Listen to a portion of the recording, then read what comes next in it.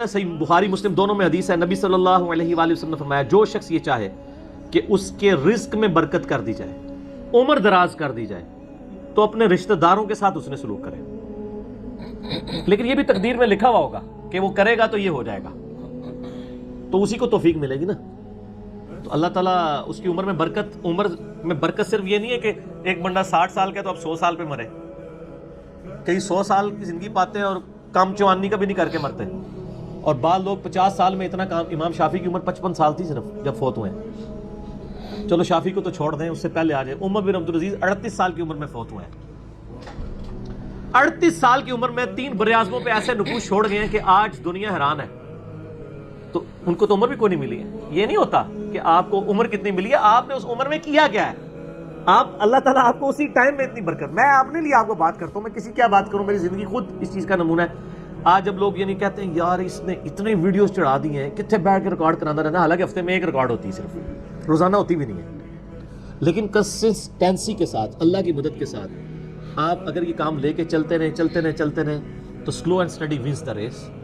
تو آج چیزیں آپ دیکھ لیں، ہزاروں کی تعداد میں آپ کے سامنے، اور یہ حالات اللہ تعالیٰ فیوریبل کرتا ہے۔ میں یقین کریں، میں اپنے بھائیوں کو کہتا ہوں، میں جب بھی ابھی آج کا درس میں نے کرنا تھا نا، وہ ہندو کا جواب دینا تھا، تو میں نے پورے ہفتے سے دعائیں شروع کی ہوئی تھیں، اللہ زندگی دے دیں، حالات فیوریبل ہو جائیں، ٹرانسفارمر بھی نہ اڑے ہمارا، جنریٹر بھی چلتا رہے، سارے معاملات چلتے رہے، اور فرحان بھائی بھی ٹائم پہ آ جائے، ٹھیک ہو گیا جی، کالر مائک بھی چل جائے، کیمرے کی بھی بیٹری چارج ہو، ساری چیزیں، یہ میں جو چیزیں میرے اختیار میں کر کے، یا اللہ تو نے کروانی ریکارڈنگ، میں تو کچھ بھی نہیں، ٹھیک ہے۔ اپنے پورے ریسورسز مینج کر کے بھی اللہ پہ نظر ہوتی ہے۔ حالانکہ میرے دوستوں کو پتہ ہے میں کتنا وہمی ہوں، میرے آفس میں بھی نا جب سب سے مشکل کوئی ٹاسک میرے والے کیا جاتا ہے اور وہ ہمارے باس کہتے ہیں یار اس کو دے کے تو بھول جاؤ، پھر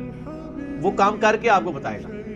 تو کیوں میں وہمی، جس کام میں ہاتھ ڈالتا ہوں نا، میں دنیاوی اعتبار سے ہر چیز اس کے حوالے سے مینج کرتا ہوں، لیکن ساتھ مسبب الاسباب پہ نظر ہوتی ہے کہ یا اللہ یہ جو کچھ میں کر رہا ہوں نا، یہ تو میں اسباب کر رہا ہوں نا، میرے ساتھ کوئی بھی پرابلم ہو سکتا ہے، کسی کے ساتھ کوئی این ٹائم، یعنی اس کے اوپر فیملی کے اوپر کوئی ایسا ایشو آ سکتا ہے کہ درس کینسل کرنا پڑ جائے، ہو سکتا ہے نا۔ جس طرح ایک بار یعنی اچانک جو ہے وہ یعنی ہمارا درس کینسل ہو گیا تھا، عثمان بھائی کی والدہ فوت ہو گئی تھی، ہمیں اپنا درس کینسل کرنا پڑا، ایگزیکٹ اسی دن ہی ہو گیا اس طرح، تو وہ حالانکہ میرا درس پورا تیار، مسئلہ 41 اس دن ریکارڈ ہونا تھا، جو کئی سال پہلے کی بات، کس سال کی بات ہے یہ؟ ہاں 5 سال پہلے کی بات ہے، تو اپنا ہر چیز مینج کی تھی، لیکن اینڈ ٹائم پہ تو مسئلہ کھڑا ہو گیا۔ میرے اپنے بھی کئی کلوز ریلیٹیو فوت ہوئے ہیں، لیکن اللہ کا شکر ہے اتوار مطلب وہ درس سے 1-2 دن آگے پیچھے ہی ہوئے ہیں، تو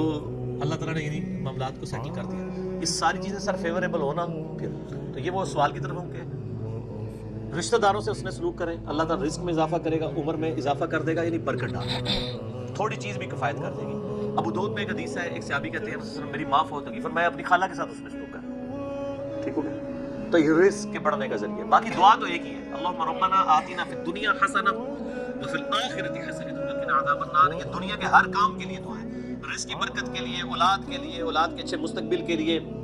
لڑائی جھگڑا ختم کرنے، دنیا کی ہر چیز اس میں داخل ہے۔ کیوں؟ ربنا آتنا فی الدنیا حسنہ، دنیا میں ہر چیز حسنہ عطا کرتے ہیں، بہتر، اور آخرت کی ہر چیز داخل ہے،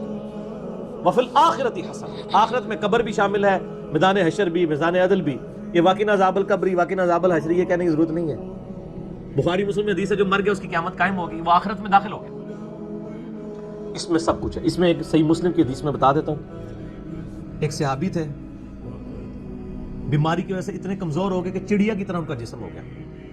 یہ آپ کو دعا والے چیپٹر میں مشکات میں دوسری جلد میں بھی یہ حدیث مل جائے گی، صحیح مسلم کی۔ نبی صلی اللہ علیہ وآلہ وسلم عیادت کے لیے آئے، آپ نے حالت دیکھی، آپ نے فرمایا وہ تو اللہ سے کیا مانگتا ہے؟ آپ کو پتہ چل گیا کہ مسئلہ کوئی گمبھیر ہے۔ کیا یا رسول اللہ، میں اللہ سے ایک ہی دعا کرتا ہوں کہ یا اللہ جو تو نے مجھے آخرت میں عذاب دینا ہے نا، وہ دنیا میں دے، نعوذ باللہ من ذالک، اللہم اجرنا من النار۔ نبی صلی اللہ علیہ وسلم، سبحان اللہ، اللہ پاک ہے غلطیوں سے، اس کا مطلب یہ ہوتا ہے یہ انسان ہی غلطیاں کرتا ہے۔ وہ تو اللہ سے یہ چیز مانگ رہا ہے، وہ تیرے اندر ہمت ہے کہ تو آخرت کیا دنیا کا بھی اللہ کا عذاب برداشت کر سکے؟ اور تجھے تو چاہیے تھا تو دعا کرتا اللہم ربنا آتنا فی الدنیا حسنہ وفی الآخرۃ حسنہ وقنا عذاب النار۔ وہ دنیا اور آخرت میں، یہ فنیٹک وہ صوفیہ والا کنسیپٹ نہیں، ٹھیک ہے، دنیا میں گگڑے بن کے رہو اور اس پیچھے سے جوئیں بھی ڈلی رہے اور کپڑے بھی اتارے رکھو اور پہنچے ہوئے حضور کے، یہ پتہ لگا کتنے پہنچے نہیں، ٹھیک ہے۔ تو وہ صحابہ کہتے ہیں جب انہوں نے یہ دعا کی نا تو چند ہی دنوں میں وہ اس طرح صحیح ہو گئے جیسے مردہ زندہ ہو جاتا اس دعا کرنے کی وجہ سے۔ دنیا کی ہر بھلائی، کوئی بندہ نے پیپروں میں پاس ہونا یہ دعا کرے، لیکن صرف دعا نہیں کوشش بھی کرے گا، کوشش کے بعد دعا کرے، دونوں چیزیں پیرلل میں۔ کوئی شخص اپنے اوپر خود تقدیر غالب کروا دے نا پھر دعا کچھ نہیں کرتی ہے۔ یعنی ایک بندہ کہہ کہ میں بسم اللہ پڑھ کے ساکٹ میں 2 انگلیاں ڈال دوں، نہیں، وہ اپنے اوپر تقدیر خود غالب کرا لی ہے۔ آپ کہیں میں بسم اللہ الذی لا یضر دعا پڑھ لوں اور جا کے میں جناب کوبرا سانپ کے آگے ہاتھ ایسے کر دوں تو سر وڑ لے گا تو ہم چھڑے گا نہیں، کیونکہ آپ نے خود اپنے اوپر تقدیر غالب کروائی نا۔ جب آپ اپنے اوپر خود تقدیر غالب کرواتے ہیں، آپ بسم اللہ الذی لا یضر پڑھ کے یہ تو نہیں کہ سٹیئرنگ سے ہاتھ اٹھا لیں اور آنکھیں بند کر لیں تو جا کے ٹھوکیں گے سیدھے۔ جب کوئی شخص خود تقدیر غالب کرواتا ہے پھر دعا کچھ نہیں کرتی اس میں، دعا ہے تدبیر کے ساتھ، کیونکہ اس طرح دنیا کا نظام نہیں چل سکتا تھا نا۔ تو یہ ان دعاؤں کا یہ ہوگا کہ جو ناگہان، اسی لیے آپ دیکھیں حدیث کے الفاظ کیا ہیں کہ ناگہانی آفت، خود لائی ہوئی آفت نہیں، ناگہانی آفت۔ آپ جا کے صاحب کے بل میں جا کے ہاتھ کو سیڑ دیں اور آپ کے میں نے پڑھا اعوذ بکلمات اللہ التامات من شر ما خلق، کچھ بھی نہیں ہونا، کیونکہ آپ نے اس دعا کی خود وائلیشن کر دی ہے۔ ناگہانی آفت چلے گی اس سے، ٹھیک ہو گیا؟ اور جو آپ اپنے اوپر خود طاری کریں گے وہ نہیں ٹلنے گی، وہ اس طریقے سے نہیں ٹلے گی۔ اس لیے یعنی یہ دعائیں وغیرہ پڑھیں، اس کے بعد تدبیر بھی کیا کریں۔ ویسے ہم باقی معاملات میں کرتے ہیں، کسی شخص نے صرف دعا پڑھ کے اپنا پیٹ نہیں بھرا، نہ پیاس بجھائی ہے، ہمیشہ کھانا بھی کھاتے ہیں، پانی بھی پیتے ہیں، اور ان کو کہتے ہیں اسباب بھی ساتھ رکھتے ہیں، ٹھیک ہو گیا؟